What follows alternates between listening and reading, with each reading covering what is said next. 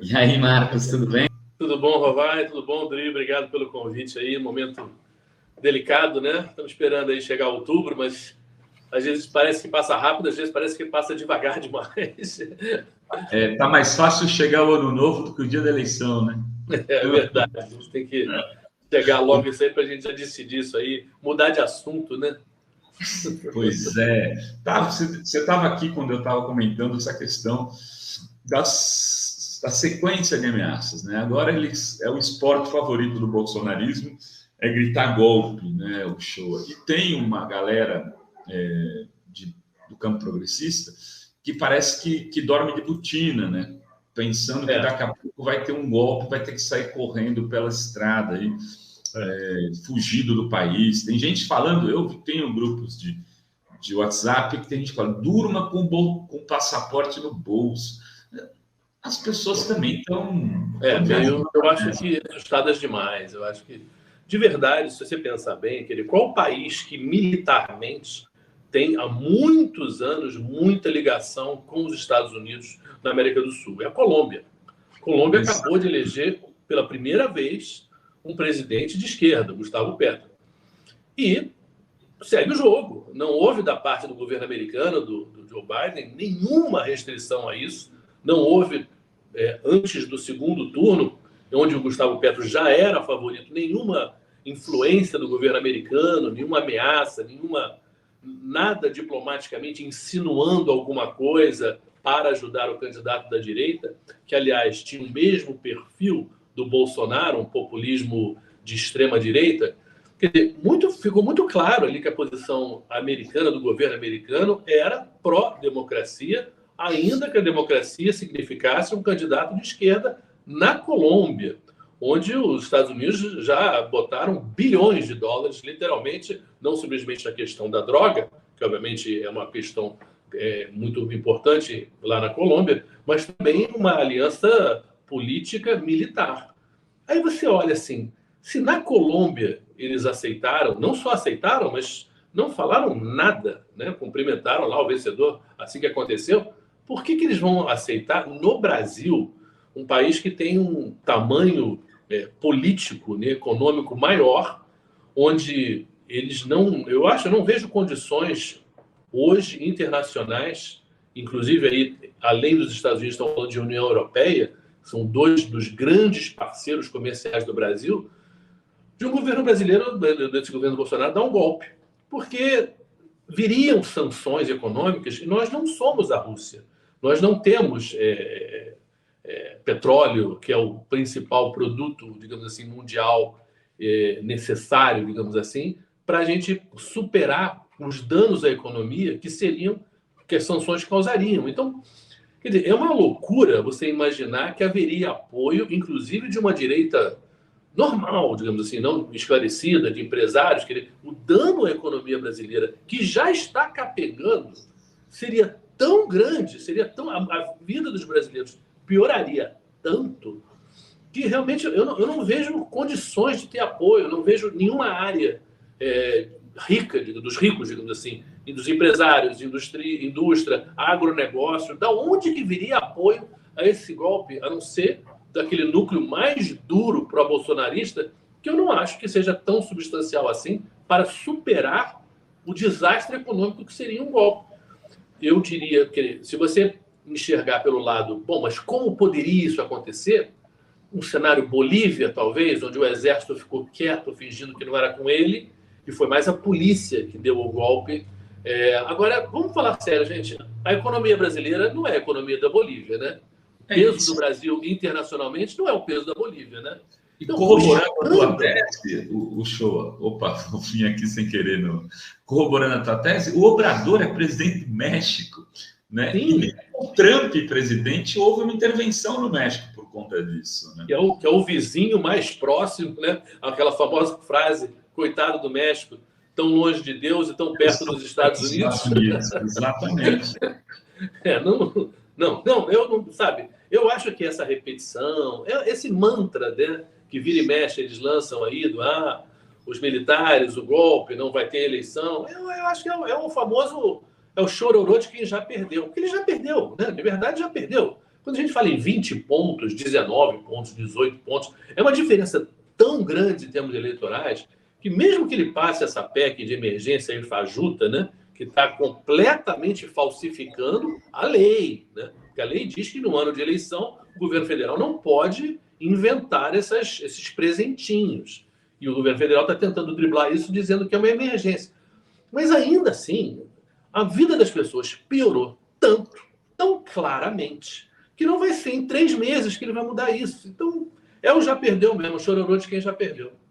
E o Marcos Coimbra disse exatamente isso, né? Teve aqui terça-feira, se não me engano, e ele falou exatamente isso. Quer dizer, o Bolsonaro é um candidato derrotado. Ele acabou. Ele teve oportunidades, por exemplo, ali no começo da pandemia, quando a oposição o obrigou a dar um auxílio emergencial de R$ 1.200 para quem estava no Bolsa Família e 600 mais ou menos para quem não estava, e que atingiu quase toda a população brasileira. Teve até até filho de ministro recebeu os R$ 600 auxílio emergencial. Absurdo, aquele absurdo. Mesmo assim, ele cresceu muito pouco no ponto de vista da popularidade. E a tese do teu xará, do Coimbra, é que ele é odiado pela maioria da população. Não sei se você viu, na última pesquisa genial da FSB, a Tebet ganha de 42-41 do Bolsonaro no segundo turno, show. É impressionante, né? Eu acho assim que quando existe aquele termo de rejeição, né? A gente lê o termo rejeição, a gente passa meio batido, né? Mas no caso do Bolsonaro é muito real mesmo. Não é que as pessoas não vão votar nele, as pessoas rejeitam o Bolsonaro. Você pega as mulheres, no caso, né? E essa sequência de horrores, né? Que os assuntos mais ligados a mulheres têm passado, com esse escândalo agora do Pedro Guimarães, digamos assim, não é nem mais uma cereja do bolo, porque é bolo em cima de bolo, né? De tantos horrores, né? Não tem como você ser mulher e achar que esse cara é bom, né? Quer dizer, o que ele fala, e fala há anos, né? O que ele representa, o que ele defende, são coisas tão horríveis, né? Que, de fato, não é uma questão política, mas é uma questão assim, você quer esse sujeito de vizinho? Você quer esse sujeito sentado na tua mesa? Você quer cruzar com esse cara na portaria? Não quer. É uma rejeição realmente visceral e completamente compreensível. O Bolsonaro cavou o buraco de desagrado à pessoa dele de maneira e ele continua cavando. É um buraco que ele continua cavando. Ao ele não se posicionar ontem em relação ao Pedro Guimarães, cara, você não pode ler isso como uma fidelidade de um amigo. Não pode. O cara é presidente e é um escândalo. Independente, vamos aqui aceitar a presunção da inocência que existe, claro que existe. Agora vamos também entender a história. É um homem em posição de muito poder e muito próximo de posições bolsonaristas. E 5 mulheres denunciam. E a gente sabe que nessas histórias sempre tem mais mulheres que não têm coragem, ficou meio assim, né? Se sentindo melhor, não vamos aparecer, já perdi muito, não quero perder mais. Então, isso deve ser a ponta do iceberg mesmo. E ainda assim, o Bolsonaro não fala nada. Ele não chega nem a falar do tipo, vamos averiguar o que a lei tem a dizer, é lamentável. Não fala. Quer dizer, não tem jeito. Quer dizer, não tem jeito. Esse cara realmente ele está contando os minutos para sair. E vai espernear, vai falar, mas assim, eu não vejo chance dele virar esse jogo. Eu acho que esse jogo já acabou. Eu acho que tanto que essa última grande pesquisa da Folha, eles comemoraram o quê? Que a pesquisa não mudou, de certa maneira, continuou igual. Para eles, continuar igual era uma vitória. Como uma vitória? 20, 19 de diferença é um troço assim absurdamente enorme. Então, eles agora estão torcendo para conseguir chegar no segundo turno, coisa que as pesquisas estão dizendo que ele não vai nem isso chegar. Então, eu acredito que muita gente que vota no Ciro, que ainda é o único candidato aí que tem um númerozinho que não seja mínimo, né? Que vai ter muita gente do Ciro que vai pensar ali na hora da eleição, falar, poxa, podendo tirar esse cara e acabar essa confusão no primeiro turno, valeu Ciro, mas eu vou votar no Lula. E eu acho que isso vai acontecer. As pesquisas dizem isso, né? Que o eleitor do Ciro é o que mais pode mudar de voto se a eleição for definida no primeiro turno, né? Tem aqui 2 superchats, Rovai, que a Suzy Cidreira diz: o show a reforçando a luta foi presente da vida. Que legal.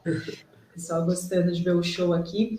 Décio Amadio, surpresa zero em relação à declaração do Flávio, rachadinha, pois seu irmão Dudu Bananinha esteve junto com Trump nos tumultos de janeiro de 2021. Não, e o Flávio disse uma coisa que é assim, não, Trump, não, eles, ao mesmo tempo que eles são meio, tem uma questão cognitiva grave, né?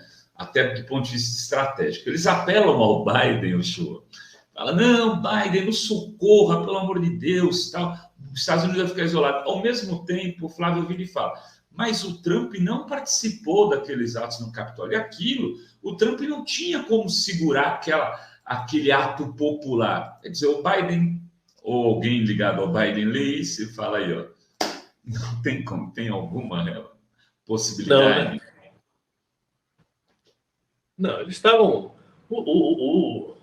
O Bolsonaro ainda candidato, né? Estava abraçado ao Trump de uma maneira vergonhosa. Porque você falou no comecinho da tua fala ali lá atrás sobre a questão de soberania, que os militares brasileiros daquela época lá da ditadura ainda mostravam uma soberania, uma certa independência, né?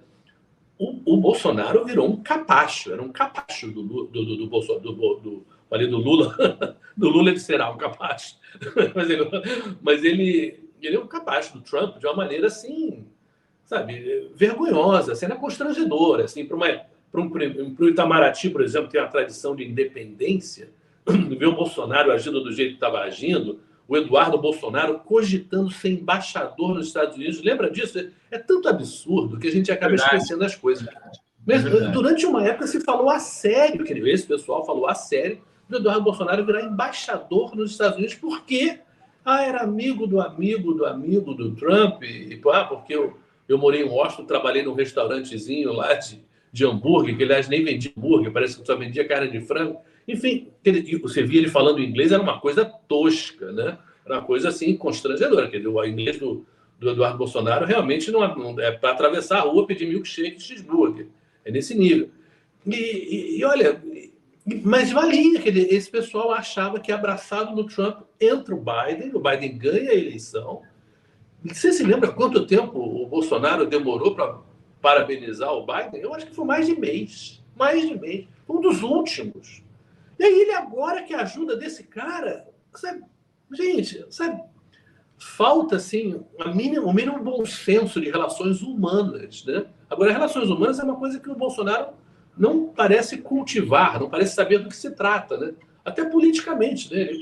Você falou aí na pandemia, quer dizer, ele se tivesse aproveitado o SUS e o esquema de vacinação que o Brasil tem de nível internacionalmente reconhecido como uma coisa muito bem feita, ele tinha virado herói num assunto que não tinha nada a ver com política, a saúde da população. E você vê os absurdos que ele fez, um atrás do outro. Quer dizer, ele não para de... Eu fico assim, não com pena, não, mas assim, pensando nas pessoas que participam da campanha do Bolsonaro, né? Quer dizer, que promovem o Bolsonaro. Como deve ser difícil, impossível ter um candidato desse. Você vê, para o vice-presidente, né? O candidato de vice dele, ele escolhe o Braga Neto. Quer dizer, ele está acenando em direção a quem com o Braga Neto? Ele está ampliando a aliança dele em relação a quem? Chegou a se falar, né, na Tereza Cristina lá, porque era uma mulher, pelo menos. Não. Quer dizer, ele é um candidato que joga contra. É impossível, acho, eleger um sujeito assim, sobre todos os aspectos. Parece que é mais uma estratégia de unificar o partido militar mesmo, né, o show, e manter acesa a chama do golpe, que é a única possibilidade do Bolsonaro se manter no poder é ou cancelar as eleições, ou criar uma instabilidade política enorme, passar a bola para o vice, segurar mais um tempo, ou o partido militar se manter mesmo que ele não se mantenha. Não sei se você vê, eu acho que ele aposta nisso. Eu aposto que isso não vai dar certo, porém a aposta dele é essa. Pode ser, digamos assim, mas eu acho que eu não vejo o Braga Neto e eu não vejo os militares esses tão próximos do Bolsonaro pelo menos pelo que eu soube, assim, com uma representatividade dos militares como um todo. Eu diria que tem muito militar que não abre a boca, até porque é uma cultura de hierarquia, mas que não vai tirar os seus tanques do quartel para apoiar o golpe, não, porque essa onda já passou, esse trem já passou, essa época do mundo já passou. A gente não... Essa América do Sul, essa América Latina não existe mais há muito tempo. Eu imagino que possa haver algum tipo de tentativa de criar uma confusão com os seus seguidores lá, o 7 de setembro. É possível. Mas de verdade, Rovai, eu acho assim, eu acho que a gente não devia nem ficar fazendo muita espuma em relação a isso. Porque tudo isso que eles querem é criar uma sensação de medo, de insegurança da população. Então, sabe, eu acho que a gente deve se ater muito mais aos fatos do que o governo está fazendo, ou melhor dizendo, não fazendo, porque esse governo é mais um governo que não faz do que faz, e ignorar esse blá, blá, blá, que só, digamos assim, convém a eles, porque dá uma impressão de força, mas força completamente ligada à força bruta. Não tem nada a ver com força de democracia, nem força eleitoral. Política, força É eleitoral. a única coisa que sobrou para essa gente. Ô, Shoa, deixa eu te fazer uma pergunta. Você cobriu muito tempo esportes, né? Na Globo, e cobriu, além de ter coberto Olimpíadas, Copa do Mundo, como disse da outra vez que ele esteve aqui, cobriu guerras, mas entrevistou o Schumacher, por exemplo, Michael Schumacher. Como é que você viu essa história do Nelson Piquet? Eu tinha curiosidade de perguntar isso. Né? Eu vi que agora ele foi proibido de entrar no paddock da Fórmula 1, né? O Piquet, digamos assim, o Piquet não surpreende. O contato com o Piquet, ele sempre foi um fascistão, assim. Ele sempre foi uma pessoa desagradável, com valores desagradáveis, sempre. Esse lado fascistão, não me lembro. Atacava o Senna chamando ele de gay, né? Fazia umas coisas... Na verdade, a história foi para esse lado, mas não foi bem isso que aconteceu. E até, na verdade, eu participei disso. Era a Fórmula 1, estava no Rio de Janeiro ainda na época. Isso foi... a primeira corrida de 88 era no Brasil. Acho que era a primeira ou a segunda, mas acho que era a primeira mesmo. E o Piquet tinha acabado de ser tricampeão. O último título do Piquet foi em 87. E o Senna, que já tinha se destacado ali na Lotus, né, a beça, mas o carro era ruim, tinha acabado de ir para a McLaren e todo mundo achava que com a McLaren agora é o Senna, é a bola da vez. O cara é bom para caramba e com a McLaren não vai dar para ninguém. Como de fato acabou acontecendo mesmo. Quer dizer, e nesse momento, ali no autódromo de Jacarepaguá, houve uma entrevista com o Senna primeiro. Isso as pessoas não lembram muito. E perguntaram sobre o Piquet. Sobre, poxa, o Piquet, né, tricampeão ainda. E o Senna meio que desmereceu um pouco. Ele deu uma certa esnobada no Piquet. E aí o repórter, um repórter chamado Eloir Maciel, que era um repórter do Jornal do Brasil, muito bom. Depois até teve na Globo também.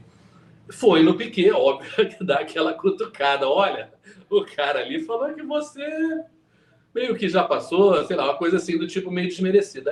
Aí o Piquet falou o seguinte: o que o Senna tem que explicar não é alguma coisa sobre mim, é porque que ele não gosta de mulher. Ele falou isso. E ele falou isso meio sabendo um pouquinho de causa, porque a mulher que era atual do Piquet naquele momento tinha paquerado o Senna antes e o Senna não quis nada com ela. Essa é a origem da briga, né? E aí se criou no autódromo, obviamente... Quem que tinha namorado com o Senna? Quem tinha querido namorar com o Senna? A mulher que estava com o Piquet naquele momento tinha, antes de estar com o Piquet, paquerado o Senna e o Senna não quis nada com ela. Era uma dessas louras maravilhosas, enfim, bonitonas. Enfim.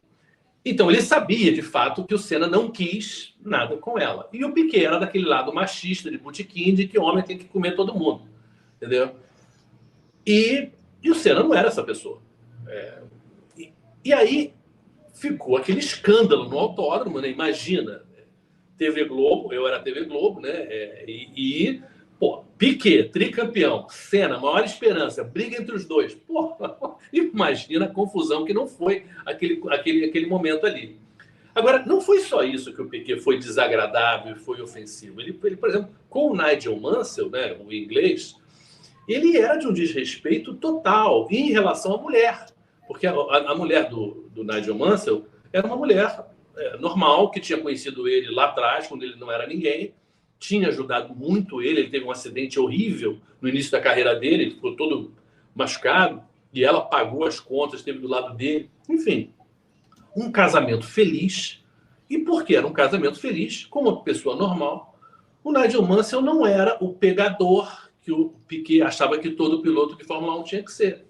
Então ele sacaneava o Mansell e falava que a mulher dele era feia, que era uma maneira tão vergonhosamente escrota. E isso já era o Piquet, entendeu? Então, que era essa pessoa? Para quem fez Fórmula 1 naquela época, o que ele era desagradável e que ele tinha um troço escroto do lado na personalidade dele, era uma coisa muito clara. Agora, o nível que ele desceu recentemente, né, com o apoio ao Bolsonaro e das coisas que ele disse, e particularmente agora com o Lewis Hamilton, né, quer dizer, a entrevista do ano passado, mas assim, a maneira que ele usou neguinho não é uma maneira do passado brasileiro, onde se falava neguinho, neguinho quer fazer isso, neguinho, que eu não estava falando de gente, neguinho como se significasse gente. No caso da entrevista do Piquet, não foi isso, não. Ele usou neguinho como uma maneira desrespeitosa mesmo e racista, até porque ele estava falando especificamente do Hamilton, né? Enquanto ele chamava o Verstappen pelo nome, né? E lembrando que o Verstappen é casado com a filha do Piquet.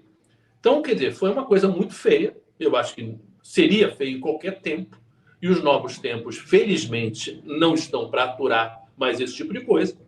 E eu acho que o fato dele ter sido banido do paddock, lembrando que a empresa que hoje detém os direitos da Fórmula 1 é americana, está ampliando o mercado nos Estados Unidos da Fórmula 1. A Fórmula 1 sempre teve dificuldade de entrar nos Estados Unidos, eles estão agora com 3 corridas nos Estados Unidos.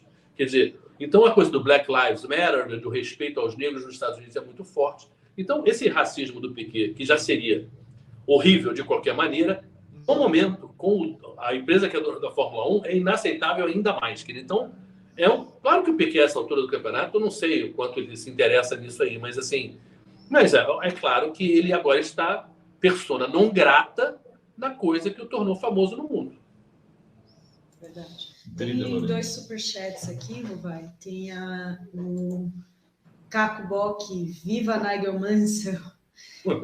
Também aqui, peraí só um minutinho, Taneu Campos. O Taneu quer que veja o e-mail. Ô, Taneu, a vida está corrida aqui, meu amigo. A gente sai daqui, vai correndo para o hospital todo dia. Mas eu vi o e-mail. Eu preciso só te responder. Fica tranquilo, vou te responder. E tem também aqui a Thaís Neves, lembrando que o Bozo disse I love you pro Trump na ONU, lembra dessa história? É verdade. Coisa de fanzoca, né? Meu Deus do céu, parece assim, você tá lá embaixo do show, o cara dando show lá e você I love you, porra. Não, é ridículo. E tem aqui mais perguntas. Aqui tem a pergunta da Celina.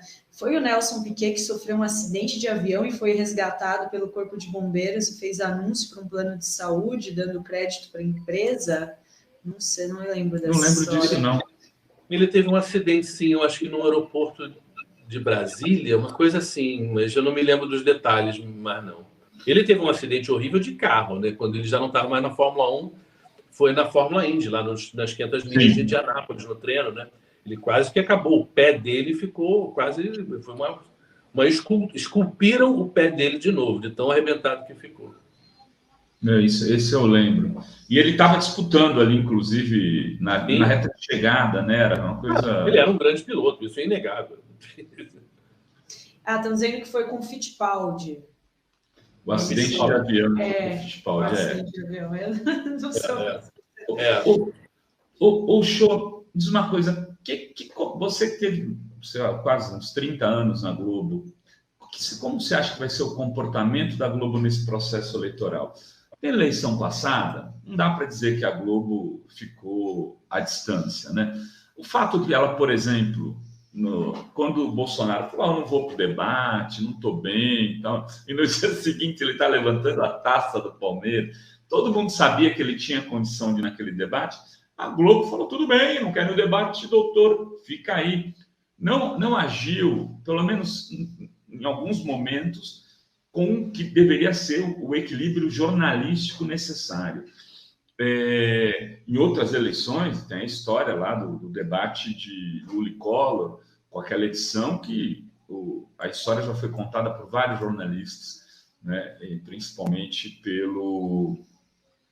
Agora me fugiu o nome, o que cobriu o atentado ao Lacerda, Mexeu o nome.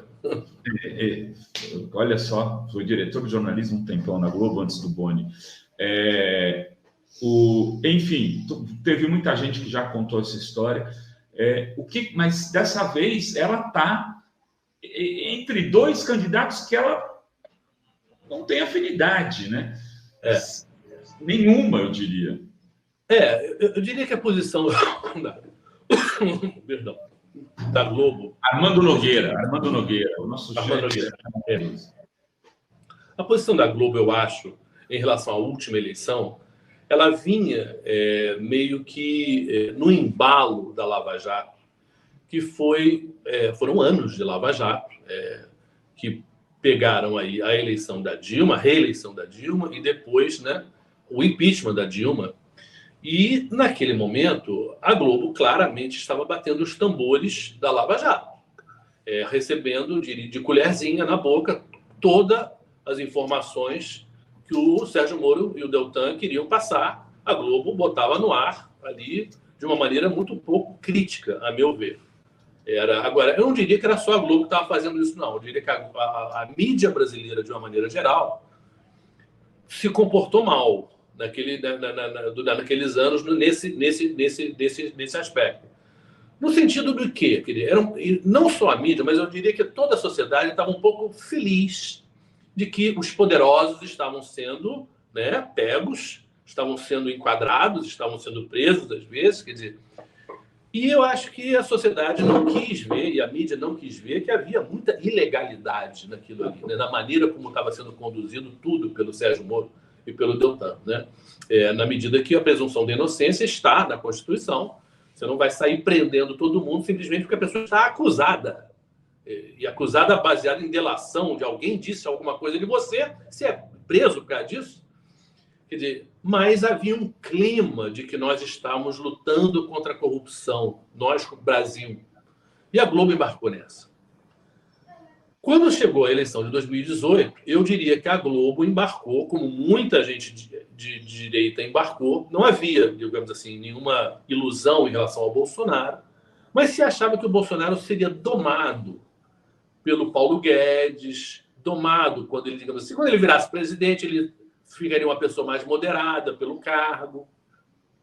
E eu acho que, por isso, digamos assim, a Globo não viu o perigo do que o Bolsonaro representava, ou não quis ver porque preferia acreditar que o Paulo Guedes representaria os interesses da direita, da qual os donos da Globo fazem parte.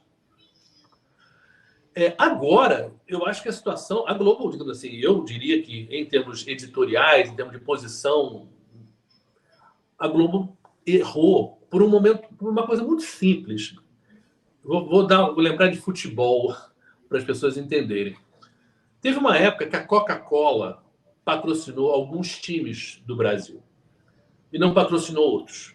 E isso foi um erro, depois eles acharam que foi um erro. Por quê? Porque todo mundo bebe Coca-Cola. A Coca-Cola é tão grande que você não pode escolher só um recorte para patrocinar. A TV Globo, no Brasil, de uma maneira geral, mais no passado do que agora, mas ainda tem uma posição tão importante, tão de dominância na mídia, que ela tem que atender a todos. Ela é cliente de todos, né? Todo mundo é cliente dela. Ela tem que atender a um público muito diverso. Então, ela escolher claramente um lado é perigoso. É um tipo de gol contra. E eu acho que ela fez isso. Fez isso ali no impeachment da Dilma e mais por omissão do que por ação, eu acho que fez na questão da eleição do Bolsonaro, e foi se afastando demais dos interesses da maioria. Porque a maioria... Por que eu falo maioria? Porque o país é pobre. A maioria dos países dos brasileiros é pobre. Então, esse governo não representa os interesses da maioria claramente. Então ele ficou... E atacou muito o PT. Muito. Eu não estou dizendo que não haviam motivos para se atacar. Existiu corrupção, sim. Existiu Petrolão, sim. Não vamos negar isso. Mas houve também uma vontade de não falar nada de positivo que existiu muito nos governos do PT. Então, quer dizer, você começa, a Globo se colocou aí inimiga do PT, e aí o Bolsonaro entra com um discurso fake news, discurso contra a mídia tradicional, e começa a atacar a mídia como um todo e a Globo em particular, né? Então, aí nesse momento, o que eu vejo nesse momento é a Globo mal na foto, com os dois lados, mas ainda assim errando ao colocar e repetir o discurso da polarização, como se o Lula estivesse no ringue de um lado e o Bolsonaro no ringue do outro. Ora, se você fala em democracia, a democracia está no meio, o Bolsonaro está distante da democracia completamente, e o Lula está grudado na democracia. O Lula aceitou a prisão, a Dilma saiu com impeachment, não houve nenhuma tentativa de ir contra a democracia. Então, o PT, ele é democrático. Não estou falando, obviamente, todo mundo do PT, mas as ações efetivas e mais importantes do PT são completamente no campo democrático, ao contrário do Bolsonaro. Então, eu acho que nesse momento, apesar de você ver na Globo críticas ao Bolsonaro, claro, você vê muitas, mas eu acho que não se faz tanto quanto se deveria em relação à ameaça que o Bolsonaro significa ao Brasil e à própria Globo, no sentido de representando a Globo como representante o principal mídia do Brasil é a Globo, de atender a população. Então, o que seria uma reeleição do Bolsonaro seria péssimo para a Globo. Eu acho que assim como o Bolsonaro prejudicou o Ministério Público, a Polícia Federal, digamos assim, certas coisas que não acontecem no judiciário, né, com os filhos dele, com ele mesmo, por causa desse medo que ele impôs, imagina uma reeleição. O que ele vai fazer com a mídia? O que ele pode fazer com a mídia? Então, a Globo, eu acho que está tentando parecer isenta, do tipo, nosso jornalismo é neutro. Ora, mas você não pode ser neutro quando você tem um cara como o Bolsonaro ameaçando destruir a base da sociedade, que é a democracia. Então, eu acho que a Globo está equivocada ainda. Eu espero que até a eleição, nesses próximos meses, eles enxerguem isso, porque eu acho que não é uma proteção só do Brasil, da democracia, é uma proteção da própria Globo, mostrar que o Bolsonaro é uma pessoa golpista. Agora, a Miriam Leitão já fez um artigo reconhecendo isso, né? Até depois ela chegou a ser atacada com aquela escrotidão do Eduardo Bolsonaro postando a cobra, né? Meu Deus. Não, tem várias pessoas na Globo que estão se posicionando claramente. Eu não sei, mas eu acho que assim, eles estão... Que é um papel nosso de jornalismo. A gente empurra essa porta, né? A gente tenta sempre, mesmo numa mídia tradicional, que tem um dono de direita, com uma posição de direita, você tenta empurrar e mostrar, olha, gente, isso aqui tá ruim. E eu acho que tem várias pessoas na Globo que fazem isso e fazem muito bem. Mas eu diria que precisaria ter um aval e um estímulo e uma autorização dos donos da Globo para claramente sair dizendo, olha, hoje a eleição do Lula é muito importante para salvar a democracia. Daqui a 4 anos a gente vê. E com a democracia salva, eu acho que a Globo, como qualquer meio de comunicação, tem direito de ter suas opiniões e suas ideologias, enfim, e apoiar os candidatos que eles achem melhor. Eu não acredito em jornalismo completamente isento, eu acho que isso é impossível, mas eu acho que você tem que ser justo, né?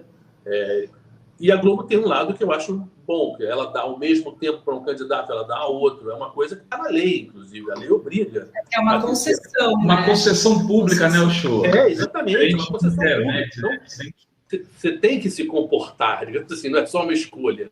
mas eu acho que, claro, que mesmo nisso aí tem uma área cinza de quanto você, né, promove ou protege um candidato ou outro.